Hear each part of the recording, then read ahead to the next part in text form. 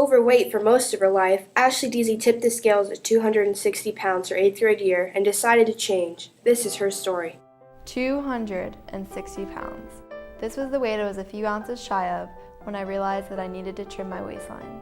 There I stood, a plump 7th grader on top of a daunting scale.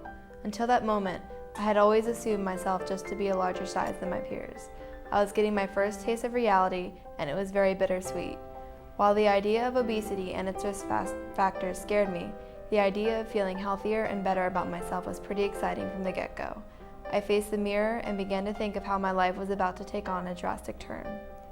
My weight issue began the day I was born as a whopping 11-pound, 15-ounce baby. I arrived January 14, 1993, 3 weeks later than my expected due date of December 25, 1992. This played a role in my size because during the last trimester of pregnancy, an unborn child gains roughly half of a pound per week. While this is not the sole reason for being a pleasantly plump baby, it definitely contributed. My mom gave me the nickname of pumpkin pie when she first saw me. My face was rather round with a rosy and slightly orangish tone, like a pumpkin.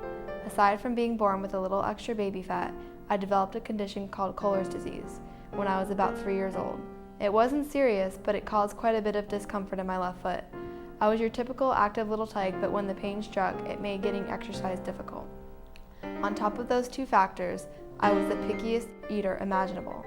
I did, however, love to eat a lot of what I did enjoy. Pumpkin pie and frosted flakes were at the top of my list.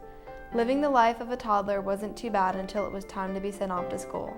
Though it was during middle school that I realized I had a problem, it was only in kindergarten that I recognized my chunky appearance. My classmates and I were given the task of coloring in life-size outlines of our bodies. We trotted over to the gymnasium after having been traced and scattered ourselves about to begin our masterpieces. I instantly noticed that my outline figure was bigger than my fellow kindergartners. My size continued to daunt me throughout my childhood during doctor's visits and PE class weigh-ins. 80 pounds, 160 pounds, the numbers kept rising, as did my waistline. I always knew what the problem at that point was. I just enjoyed eating. I can't recall a time that I passed up a cheesy slice of pizza or an ice cold soda. I definitely wasn't eating healthy. My mom was constantly working so that she could support her 3 children. The frozen and boxed food aisles were staples during grocery shopping trips. Macaroni and cheese and microwave pizza were quick and easy, especially since my older siblings would babysit me. On busy nights when my mom would come home just in time for dinner, McDonald's was on the menu. We didn't have a lot of money, and their 99-cent Happy Meals made busy life simple for her. My mom was never trying to raise her children on refined sugars or saturated fats. She was just trying to put a roof over our heads. Whenever she had the time, a home-cooked and much better-for-you meal would be warm on the table. Beginning middle school was a nightmare. I quickly learned how harsh teens could be. Walking home was brutal. Kids made sure to call out "moo" or "did you know that you're really fat?" I coped with the pain of cruel words by eating as soon as I made it home. I tossed my backpack on the couch, ran to the fridge and the cabinets to grab whatever was in arm's reach and ready to be eaten. It was during that time that I moved on from elementary school and came into middle school that I put on the most weight. I remember always feeling different. When my peers or teachers looked at me, even if it were just during a friendly, casual conversation, I always wondered, are they thinking about my size? Halfway through my years at Oak Grove, the horrific moment came when I came to my realization about my weight. Jumping on the healthy track wasn't actually a jump, but more of a stagger. I mean, come on, how is a teen supposed to easily trade up soda and chips for water and carrot sticks? But as I already mentioned, the excitement I instantly felt when I began my life change consistently motivated me.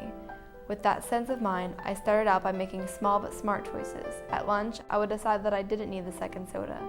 When dinner hour struck, I asked my mom if we could eat chicken instead of beef. Actually, I have to mention that my mom was another big motivator of my weight loss. If it weren't for her, I honestly don't think I would have ever thought about changing my lifestyle. Before I learned how many pounds I was packing, my mom was in the process of slimming down herself. Her determination definitely inspired my change, which was slow and steady, but a great feeling nonetheless.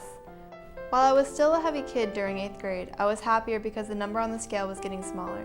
I enjoyed looking in the mirror to admire my success. It was fun too because I was finding new ways to eat better and get exercise. For example, one of my favorite nibbles was popcorn chicken. I tossed them into salads for dinner to give them a nutritious boost. Afterwards, my mom and I would go for a healthy and refreshing walk. It was the perfect time to talk about our progress of the day as well. Ashley found the easiest workouts for her included weightlifting, swimming, and biking. If you're like Ashley, these are simple to do. You can find many bike trails and public swimming pools in your area. The Pinellas Trail is a long and local trail that's easy to get to. Community and rec centers have public pools you can go to with your friends and family for a fun workout.